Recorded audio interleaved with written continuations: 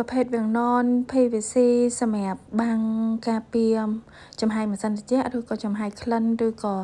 ដីធូលីផ្សេងៗសម្រាប់បងភោជនីយដ្ឋានឬក៏សហគ្រាសផ្សេងៗឬក៏បងផ្ទះល្វែងដែលគាត់ត្រូវការបាំងនៅខាងចក្រានបាយមួយកណាត់ក្រោយឬមួយកណាត់ពួកគាត់មាន office បើកម៉ាស៊ីនត្រជាក់អីចឹងណាយើងអត់ចាំបាច់ធ្វើទ្វារទេនេះធ្វើ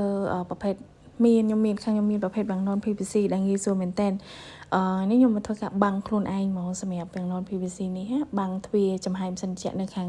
បន្ទប់ខាងក្រោយចក្រានបាយដើម្បីពួកខ្ញុំចូលម្ហូបទៅកុំឲ្យវាធំក្លិនទៅខាងមុខឬក៏ចំហាយម៉ាស៊ីនត្រជាក់អីវាខ្ទាតមកខាងក្រោយគឺស្រួលតឡើងមែនតើបងអាចតឡើងខ្លួនឯងបាន